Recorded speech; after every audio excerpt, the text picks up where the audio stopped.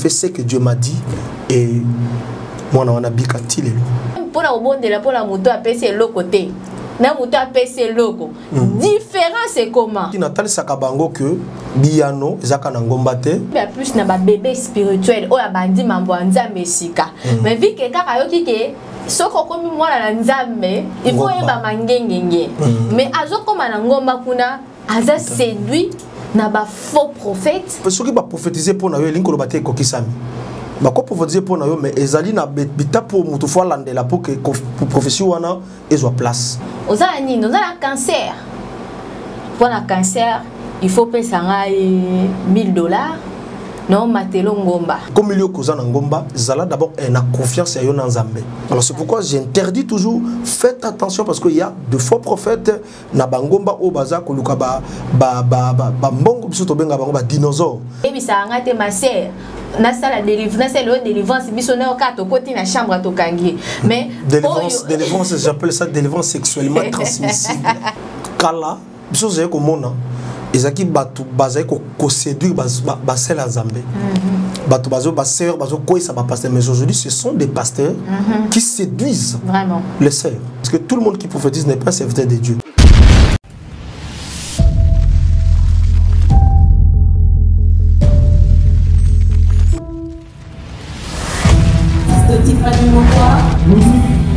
Let's go.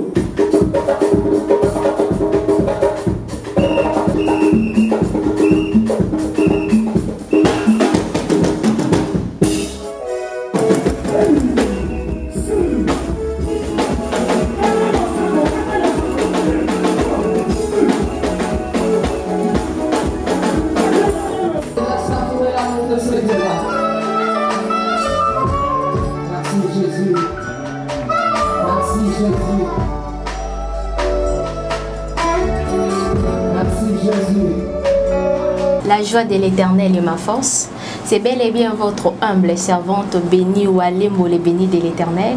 Vous vous posez des questions pour savoir la raison pour laquelle je suis à Paris, dans vos petits écrans, dans vos maisons, dans vos salons, dans vos bureaux, pour vous présenter votre mission, notre mission que vous aimez tant, Table Sainte, qui se présente dans votre chaîne chrétienne, le Nazarien Télévision, une chaîne 100% chrétienne, une chaîne qui ne parle que de choses de Dieu, une chaîne qui vous édifie, une chaîne qui vous reçoit pour vous pas mal de serviteurs et de servantes de Dieu, pour vous parler, vous révéler selon la parole de Dieu. Aujourd'hui, sur ces plateaux, je ne suis pas seule. Je suis accompagnée de mon invité, l'évangéliste Régis, le choix de l'Éternel. Il est évangéliste, il est serviteur de Dieu, il est encadreur spirituel, il dirige une église, précisément en République démocratique du Congo. Derrière la caméra, nous avons Alain Kiakala, bébé mignon. C'est lui qui nous accompagne pour que cette émission vous parvienne dans vos maisons, pour que vous nous suivez en ces moments. Nous allons parler de l'impact des prières dans des montagnes dans notre pays, la RDC. Nous allons partager autour de ces thèmes. Sans plus tarder, nous retournons à la régie et nous nous retrouvons tout juste après. Merci beaucoup.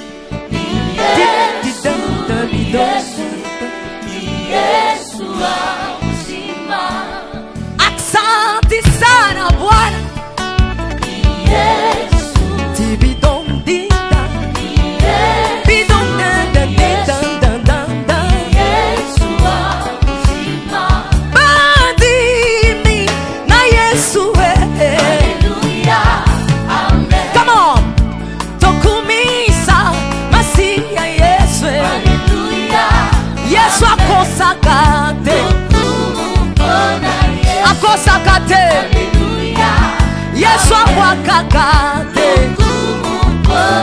Yesu, hallelujah, amen. Nalabi seleka hallelujah, amen. Ngai nakosale la Yesu nangai, nakosale la Yesu nangai.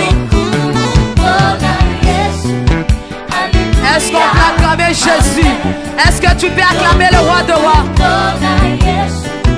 Alléluia, Amen. Bandi mina Yesu Alléluia, Amen. Sabadino Tokumisa Yesu Masiya nanga Alléluia, Amen. Azana bomo Yesu azana bomo Alléluia, Shama azana bomo Azana bomo Yeba. La seule retraite, quand je suis venu, le Seigneur m'a dit, quand tu vas descendre, salabo, salabo, salabo. Et naïe, je fais ce que Dieu m'a dit. Et moi, on a bikatile. Gloire à Dieu. Je pense que même l'église, bazaka kokene naïe, to hôpital, ba docteur, ba yeba ki ka moi na wana ba lukanga, ba mo nga me mutango za ndengeni. Wow. Surtout quand on dit papa Régis, les gens pensent que quand je vais voir un papa Régis, c'est un vieux papa là, mais quand il vient, on dit, oh, c'est petit ici, bon. Donc c'est comme ça. Beaucoup de choses, vraiment beaucoup de choses. Il y avait aussi un maman, Abima Azakina, cancer des seins, et Vimbiti Koto et Koi. Azaki peut cadre na moko ya ba l'entreprise Nabiso, ya Mboka. Alors, Kanaye, Zaki terrible. Tango to toujours solo là, ndeka to salaka. Ati ngomba na secret, le rôle est li. Bon matakana bango to matakayo. Non, souvent je monte dans Kenga Moko na mais pourquoi? Okay. Je peux pas l'amener à la montagne. Je peux pas l'amener à la montagne. Moi, je pars à la montagne moi-même. Montagne nanga, tant que tu vas montagne, montagne, il faut à la chambre nayo. Il faut à l'église, tout consommer. Montagne, il y a montagne, il y a lié, il y a le sambo. Ndé yango souvent, tu fréquentes. Ok, j'ai prié le Seigneur. Quand je vais, le Seigneur m'a dit, Zoa, elokoboy, salaboy, salaboy, bondela. Et je vais agir parce que ngande nganga ya minganga. Et quand je suis venu, je fais ce que Dieu m'a dit et Moutouabika. Donc, Esaïe Belé, Oyonzambe, a sali, tant que tu as na Ngomba, Makambo Belé a sali libiso. Vraiment. Donc, c'est pourquoi Ngomba, Esaïe Bissika, Koumé la teke, au Vandi Libela, na Kei na Zui, na Ye na Pesi, Bo Bazanango, Bazozela. Oyo Nzamba Pesi ngai. Nazana mituna mi balé avant to kichité déjà presque to comme déjà na souka émission na biso. Papa Régis, to mon eloko moko surtout na bangomba na biso. Deux fois ba komi hésitant pardon ya okende ngomba pourquoi? Bazo kutana na ba faux prophète bazo kalara bango na banzela. Au moins okutani na mutu mususu na nzela.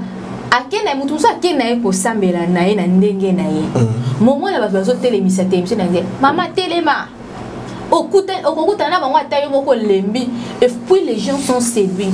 Par rapport à vous qui croyez que je suis dans le vrai, que naza loko la ba faux prophète wana te bazote les makana banzela wana.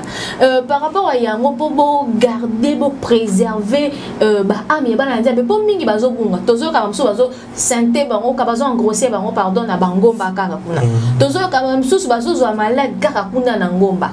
Mutu mususu azana ya azam maladie médecin ebisieke.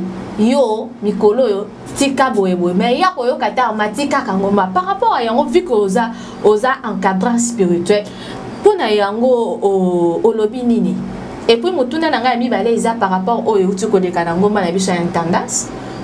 Il y a un monsieur au bakangaki na CNPP au bakangaki, il a assassiné, il a dit il a assassiné sur plus de 5 personnes.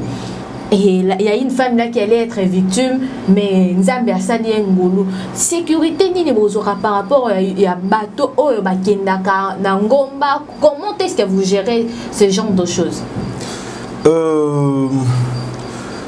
Nakoloba boye ngomba nakoki jamais kozwa bana nanga nyonso na memaka bango na ngomba to na lakisa bango. Il faut seulement aller à la montagne, non? D'abord, sécurité, que l'alliance est dans l'église. Si je sors à l'église, je pars à la montagne. Ceux qui ont toqué au bon délit, j'ai dit même à serviteur, à servante, à penenanga. Ceux comme lui, ok, sambela nangomba, de toquer la même tendance. Tu bien ngomba, ici le sambo. Au sambeli zamba, il y a no lio, nzambe oui. Parce que là-bas, il n'y a pas un Dieu. Au même nzambe. Il y a alliance, soit l'église, si Dieu va te répondre dans la prière, c'est au nom. Pourquoi je parle de l'alliance? Parce que Dieu agit toujours. Soko tangi Moïse tangu akutani na Nzambe, Dieu s'est présenté, dit je suis le Dieu d'Abraham, d'Isaac et de Jacob. Nzamba ba koko na bango, Nzamba yeko intervenir na Israël ko bimisa bono au nom il y a alliance qu'il a traité avec leur grand-père. Ngomba sécurité liboso eza kotali sabatu kebiano eza kana ngomba. C'est dans l'église là où il y a l'alliance. Mais la montagne c'est pour nous, c'est pour moi. Je peux aller prier, chercher Dieu.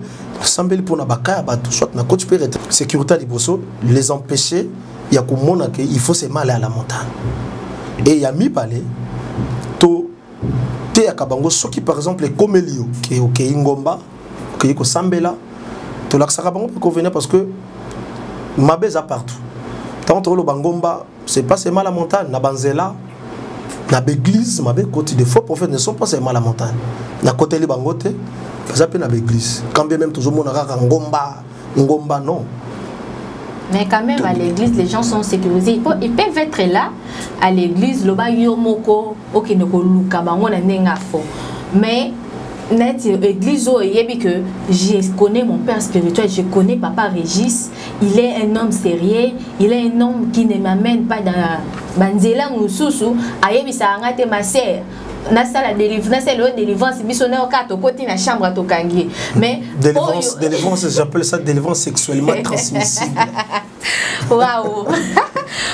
Donc eza quand même église eza na moi sécurité moko différente que na ngomba na ngomba surtout net nazo bien plus na ba bébé spirituel o ya bandi mambo Nzambe sika mais vu que kaka yoki ke soko komi mwana na Nzambe il faut yeba mangengenge mais azo koma na ngomba kuna aza séduit na ba faux prophète na ba faux serviteur de Dieu o bazo dès que kaka ngana za la victime et heureusement j'étais accompagné d'une personne déjà mesana kokende ngomba na kena ngomba intendance kokota na ngakaka maman s'il vous plaît et heureusement la dangina mutaye bisinga to kende kolanda bangote yo kende yo landa ngakaka soki ke ngape na eba ite zaka première fois na zaki pe accompagné na mutute mbana moko na ngai na kende vers pe bato na pe na yoki na séduit peut-être na tomber na victime na ba faux prophète par rapport à yango popo vu que kenda ko samela na ngombo me marabatu mususu balanda ka na bangomba mais bokenda na bango nzela mangote de fois yo za en avance tot bango baza en avance si colère ba yaka ba ya bango mo na nzela ceux qui va coûter pour sécuriser bango nini de ces prophètes là voilà ya liboso na lobaki na tali sakabango que biano zaka na ngomba te et ya mibale na te ya kabango que soko ke na ngomba et comme il y a cause na ngomba zala d'abord na confiance ya yo na Nzambe zala na confiance pas na Nzambe que ndé na que sambela boy ko compter na prophétie en mutute que non on va prophétiser pour moi non ko professeur qui va prophétiser pour na yo linko lobate ko kisami ba ko prophétiser pour na yo mais ezali na bita pour mutu fois landela pour que prophétie wana ezwa place. D'abord, tolongolo kabango esprit ya komesana na prophétie soka ke na ngomba aza na confiance que mdeno sambela boye quelqu'un peut venir me parler de la part de Dieu ya ibsanga likamnanga surtout mutu soka aza porter na ba problème alingaka yoka voilà. Alors c'est pourquoi j'interdis toujours faites attention parce qu'il y a de faux prophètes na bangomba o baza koluka ba mbongo biso to benga bango ba dinosaure baza on a pour na ko dévorer moto soki aye ba pesa ye prophétie pour apena suka pesa offrande dans une église donne-moi 30 sombela biso bakiti c'est ça. Donc d'abord c'est ça to la kisaka bango que d'abord il faut moto zala yomoko na intimité malamu na Nzambe ya kata ba posinga prophétie mais soki na yebi obondel nazo tambola na ko banga Nzambe atana ke na ngomba na va nazo sambela Dieu va exaucer ma prière. Il y a que Nazela mutumoko ya pesanga prophétie abandolo belangai et tout consort. Donc c'est que j'ai bloqué on a interdit ça parce que moi-même je l'ai aussi vu. Soit bloqué na ngomba avec une ou deux sœurs ndeko tout ça là yoza moi liboso moni ba benye a résister.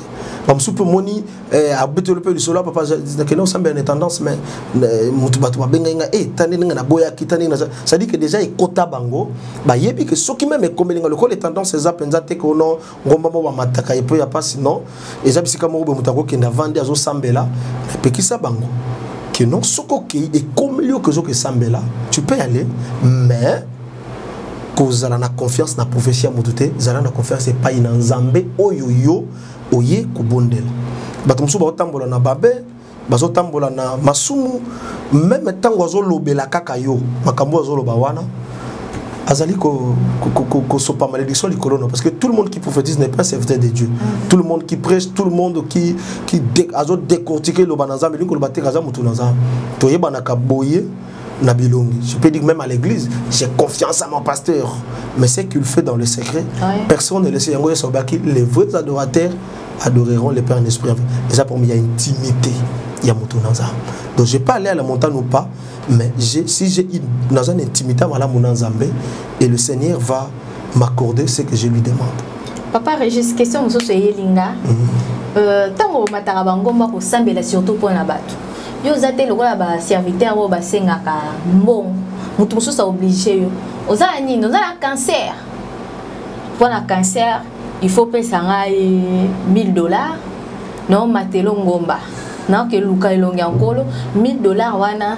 300 ans pour la intercesseur bon la nangai 10 mois petit na pourquoi donc et comme il est le bongo et comme il est le bongo serviteur de Dieu a obligé on a que ça me la pona yo mais il faut yo payer au lukelanga mongo oyo et ça le rôle la ndenge toke na hôpital ok pas munganga il faut foutre ordonnance il faut foutre affiche et comme il peut bongo ti na église ba serviteur de Dieu ba komi ko senga ba fiche ba komi ko senga ba to ba bon ordonnance aussi ici pe consultation prophétique aussi si nini boye o zape na facture musu se fo bima et comme il peut bongo musu akesa lelo alobi bien akelu kelote akelu kanzambe te ba ke sale la pona yo donc tu dois le payer siko ba musu lelo tozana pays moko tozolela bon ezate par rapport à yango ba serviteur de Dieu bozo que la biso liso mawate biso bandimio tozonio kwama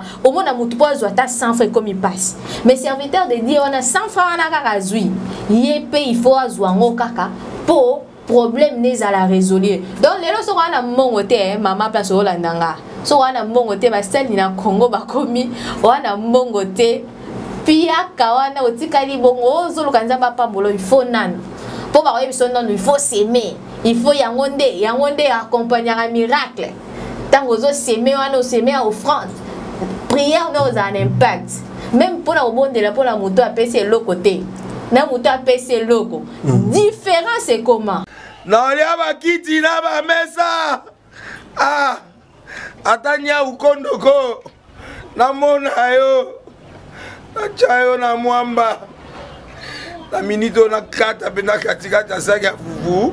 Oui, alors est-ce que tu bonjour. Boni. Et l'autre côté, et puis qu'il y a mon bureau à travailler tes micros. Donc dès que tu as un galère à niveau 0. Tout ça là boy. Moi il n'a pas un bon vraiment mingité. Mais nazo tchela bino moi mkio naza nango na agence mon boy Nazareta. Sarita c'est du sérieux. Oh. Maman, comment est bon donc yo pesa au fouti mbongo pour partir à poto biso to ya to jubilo. Na bengi ya Scotty. Agence moi ifungami comme on Nazareth. Na kufie. Agence lisusu. Ndeke sansu mulongo kuna.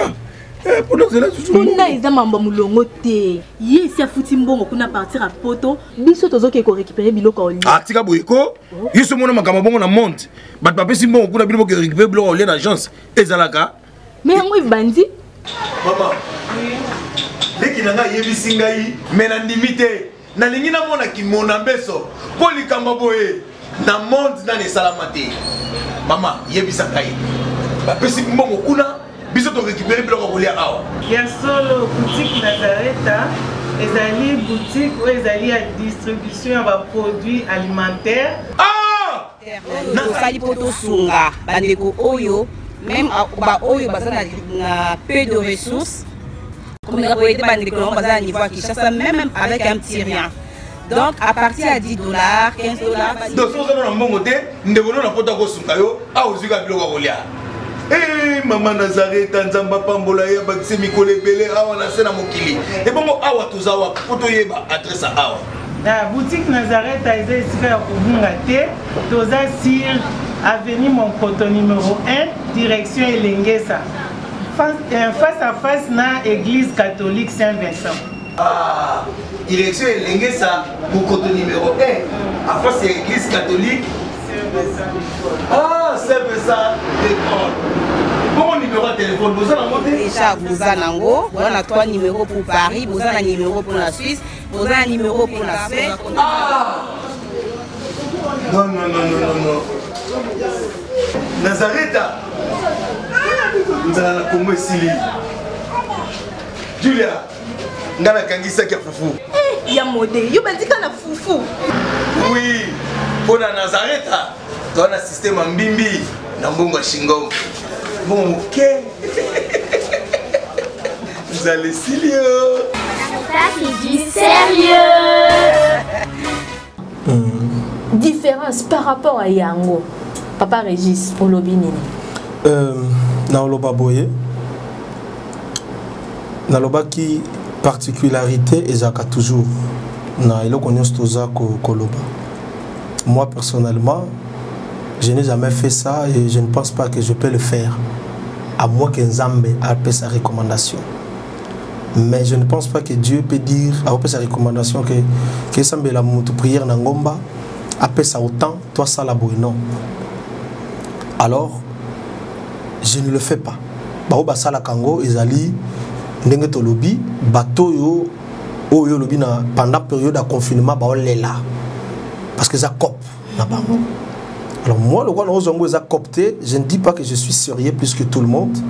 Nous sommes tous des hommes, mais ça je ne le fais pas et je ne pense pas qu'il y a beaucoup de salango.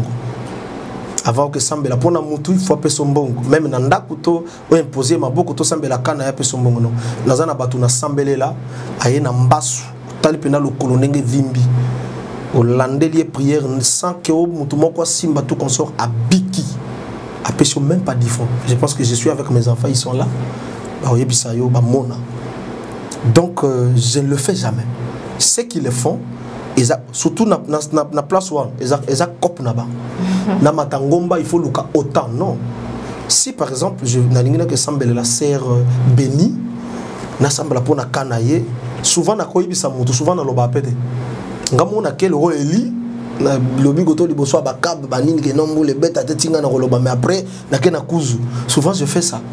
Mais souvent si je peux dire je regarde comme ça sambela pona ka ya batuto mutu na transport je peux dire paye pour moi les transports frère. Faut un transport que na ngomba que ko bondel. Voyez, il y a un lobby. Donc c'est ça. Moi je ne peux pas le faire et je le fais jamais. Même dans l'église, aux consultations, ils ont pris mot comme d'opé, ils taxé, ils fixé pour prophétiser, pour consultation, ce qui n'est pas réparateur, droit de vérification.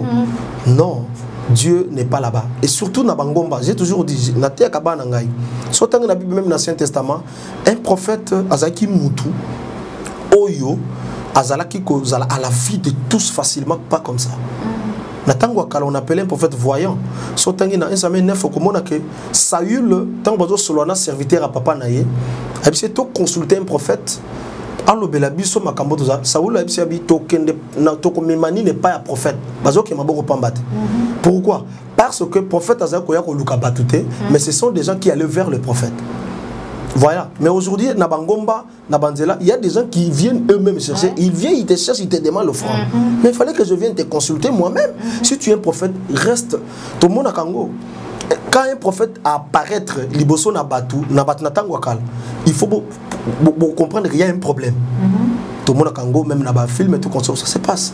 C'était comme ça, même Samuel Azob sans Zambalobi, mais ce qui n'a qu'éi, nanda ko ya Isaïe pour na wandre roi, Saoul oyo kagena sani.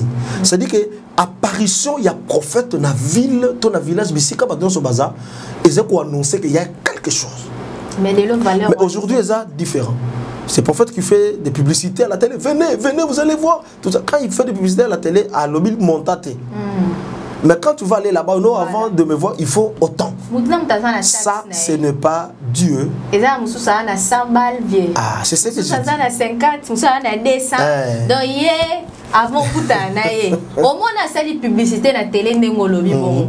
Mais pour kokutana, il y a une dame qui était victime l'autre fois qui a dit il était parti, il avait vraiment un problème, son mari l'a quitté. Alors elle a dit qu'à la télé bon, venez chez moi, vous allez recevoir ceci, c'est là. Maman a dit non, je dois aller. Ça mais peut-être à Royano langa kuna. Azana pia kamobala bengani na ndakwa botole nyonso azalaki na mwatikani ne le côté azofan de pas camarade na ye. Accueilli par serviteur de Dieu. Accueilli par Koutane boy. Bah ici ok, Akoutani est quoi Akoutani na serviteur de Dieu. Mais à côté, babi bon a expliqué kanaye papa nazana boye. On s'en pour ça ba elo. Babi il faut préparer thé à ba intercesseur au fouti consultation. Au sommet bango nyonso. La dame l'a pleuré. Akanisa ki aroya ko soit pro résultat à malamu nendenga zo puta mosanda mais abakisi sous problème na vie na ye et ça les sous passe comment moi je cherche une solution à mes problèmes je viens auprès d'un serviteur de Dieu mais ce serviteur de Dieu là yende siko combien ninga sous problème na kozwango wapi. C'est ça les problèmes de tozoloba donc yango naze ko solana bana na ngamba leleki kala biso ze ko mona ezaki batu bazaye ko séduire basel à Zambé. Batu bazo baseur bazo koisa ba pasteur mais aujourd'hui ce sont des pasteurs qui séduisent vraiment les sœurs. Ce n'est pas le cas yakala. Oh non, ba koisa qui pasteur tout ça là mais aujourd'hui ce sont des hommes de Dieu qui séduisent. Jésus-Christ a dit quand le disciple va tourner dans Matthieu 24 balobi Seigneur la kisabiso tango suko zandene pe bilembo nango. La première parole de Christ, gardez-vous d'être sûr que personne ne vous séduise. Quand on dit personne, c'est que même pas ton pasteur, même pas. C'est ça la parole que les enfants de Dieu doivent retenir. Quand les prophètes prophétisent pour toi, il y a que ceux qui n'ont souka, ils font bon, sache que but il y a prophétie na c'est ce que je dis même mes enfants de sécurité na ba. Attends que na ngomba, a lobby ba komika na souka, somba ba kit, luke loko moko za nango. Atali pap de nema ba pesa rapport de comment azo sanga que non, amoni prophète moko azo prophétiser lui pesa même les papa. Parce que nous sommes ma kolungulu. Voyez, donc eza cop au bateau bazo ça ce n'est pas Dieu. Dieu n'est pas dans ces histoires-là. Jésus-Christ souvent mando semble la bateau mususu même Alexis pe na repentance terre. Prière, biki bembalama bise vendre il ne pêche plus. Voilà, donc c'est ça. Comprendre muto biki zakate qu'il faut payer sambongo, pour muto biki zakate qu'il faut ça la sacrifice, sombela bisu toko. Non, ce ko bitoko ango. Je pense que cette dame là aza izine parce que aza muto liboso teza dia na bato boso mbisa bitoko na boko ke nangote. Jamais wana. Donc ezakop et puis sur l'andel bitoko na yo muto sombate, soit tu donnes l'argent, biso moto au pays. Bon, même ceux qui même ceux qui sombi yeba que bitoko na na bisike kendaka. Donc ça ce n'est pas Dieu ezabakop. Donc les enfants de Dieu doivent faire très attention, doivent se focaliser sur la parole de Dieu, et surtout dans Matthieu 24, moi ça m'a touché. Christ n'a pas directement commencé à dire à ses disciples que vous verrez ça, vous verrez ça. Non, gardez-vous d'être séduits, que personne ne vous séduise. Donc c'était la première parole de Christ. Donc même ton mari, même ta femme, que personne ne te séduise. Que personne a l'ongolayo nanzela malam, a memo nanzela yamabe. Donc c'est ça, oyo. Biso bananazam ba Christo ba maman ba ndekonyo sengeli basal. En tout cas, merci. Donc comme déjà na souka émission na biso, tu déjà tenu déjà te clôturer. Un mot de la fin. D'abord avant na loba liloba yasuka pona lelo dimanche pour liloba suka. Za mukolo toko wa. Alors liloba nanga yasuka pona émission ya lelo pe journal lelo ezabo que ngomba eza mabete eza malam ezo dépendre na pensée ndeko mama mosali ya nzambe papa ozolanda ngai ezo dépendre na intention pe esprit oyo ozokendeli le lenga apôtre Paul alobi na j'aimerais que les hommes prient na bisika nyonso mais ezala na makanisi ya malam. Donc c'est un peu ça. va à la montagne pour chercher le Seigneur. Lelo distraction est mingi. Ngomba pour na biso tant que vous avez na bangomba toujours le quoi désert. Mais aujourd'hui nous avons le pain. Foufou ya moto na 17h vraiment même chose na jeune ozaki na kati. Olobite na bima surtout na mangenge na ketika mo téléphone à charge okuti pena foufou ya moto ezo bima ba solo ya biloko tous ces les autres ça moi distraction mon na boy mutu muso za na jeune so za fermeté adamé. Donc Malewa vraiment il y a tout au mutu koza nango besoin même na cité et comment na ngomba. Mais ils ont dépendre na mutu parce que mokili ndenge tozo kende ndenge makambo ezali ko évoluer et mabe ezo kola yeso alobaki yango asakola ki yango distraction eko bakisam tala lelo tozana ba téléphone akata ba téléphone nous avons des réseaux sociaux ba vidéo ba photo ba G tout consort to na ba télévision TNT ozuba easy plusieurs chaînes d'habiter autant la ninotika ni no fina téléphone to autant la chaîne donc distraction et comme belé. Alors c'est pourquoi biso bananazam to zala toujours na kati ya maloba na nzambe to yoka oyo liloba na nzambe zali kotinda biso to sal ba faux prophète ba kozala kaka ata na ngomba te même aux églises ba kozala kaka soki aucune église contente-toi na lo sambo na yo et confiance à Dieu. Cause on a confiance à la prophétie à batouté qui mutumo ko ya a prophétiser lengai. Ce qui peut qu'une église, zala na esprit ya discernement, c'est un don indispensable oyo. Biso bana na zambe tozo négliger, auto ko négliger te. Nous devons avoir un esprit de discernement. Ko yeba bisika o na za est-ce que za bisika o nzambe alingi ngana zala parce que aujourd'hui bana nzambe belé bazo séduire basali nzambe te, mais ce sont les hommes de Dieu qui séduisent tout haut bazwa koluka elongi na nzambe. Donc c'est tout ce que na kokaki koloba nzambe abatela kimia na mabota na biso nyonso. Voilà. Merci évangéliste Régis. Merci de répondre à notre invitation. Merci en tout cas, beaucoup. je crois bien à la pambolami personnellement. Je pense que yo poso landanga na ndaku na bureau na salon au pambolami au travers ya moumbu na nkolo juste pour na rappeler biso tozaki kolobela sur l'impact des prières dans de montagnes. Et l'ongona évangéliste Régis mais qui un peu ko décortiquer ko longola moins ignorance et ezalaki na ba pensée na biso peut-être yo pozalaki lokolanga ozako comprendre ngomba ezanini vraiment est-ce que ngomba na koko kinango na tonini na moment nini pona nini ensemble na évangéliste Régis mais qui un peu qui te satisfaire bien à 100%. Mais ne fils que na mwangonga j'espère à ta moment corps au yoki au moumu na kola lobby et pesio quand même une connaissance na aux ala qui n'ont déjà avant donc et bâti sur un plus. Je dis merci à toi qui nous a suivis.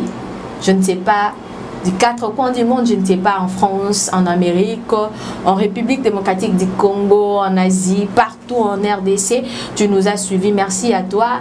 Merci à la réalisation dont nous voyons Alain Kiakala, le bébé mignon. Merci aussi à maman Tiffany, la servante de l'Éternel, la coordonnatrice de cette émission. Je dis merci à elle aussi. Merci à tout le monde. Nous nous retrouvons à notre émission prochaine. Pour aujourd'hui, je vous dis au revoir.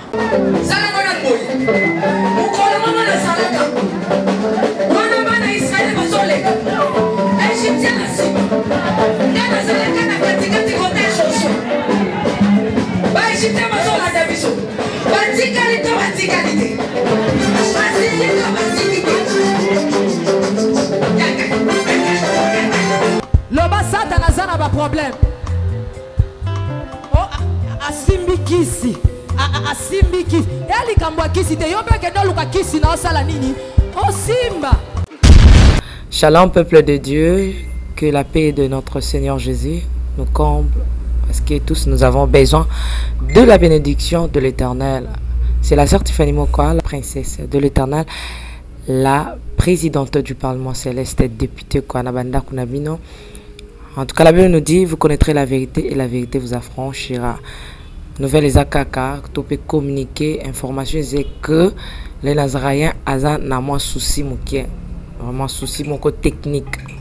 Voilà pourquoi nous vous supplions, nous vous demandons, s'il vous plaît, que vous acceptez biso na banda kuna bino ka lolenge tozali. Vraiment to senga na bino na bolinga nkolo, bayo bolinga ka kolanda mingi les Nazaréens. Vraiment bosunga biso bo s'abonner na les Nazaréens News. Donc neka ke komami wana les Nazaréens News parce que les Nazaréens oyo ya Kinshasa nde oboye baki liboso ezu un petit problème technique.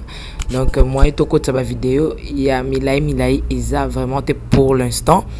Donc voilà pourquoi na bolinga musalo tozala nango tosala libino les Nazaréens News.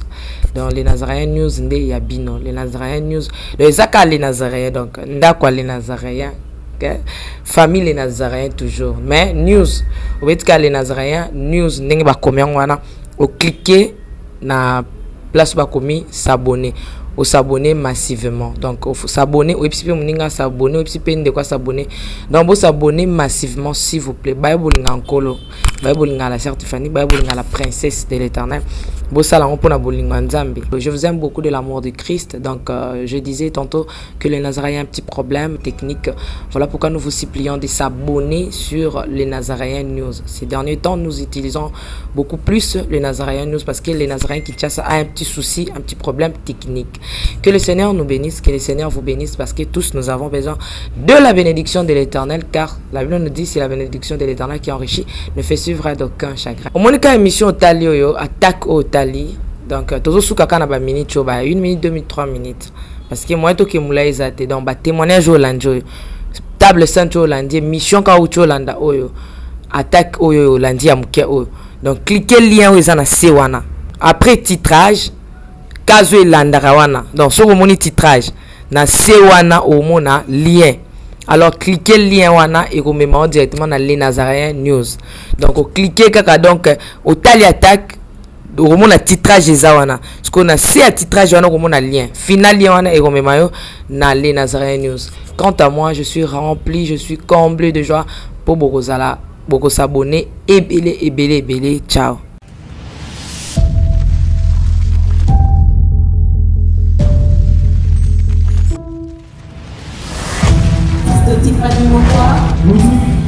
Let's go.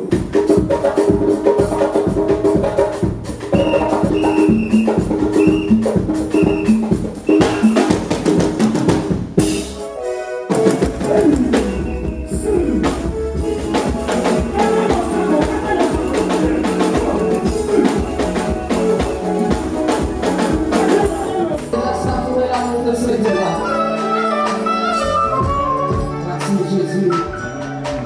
Merci Jésus.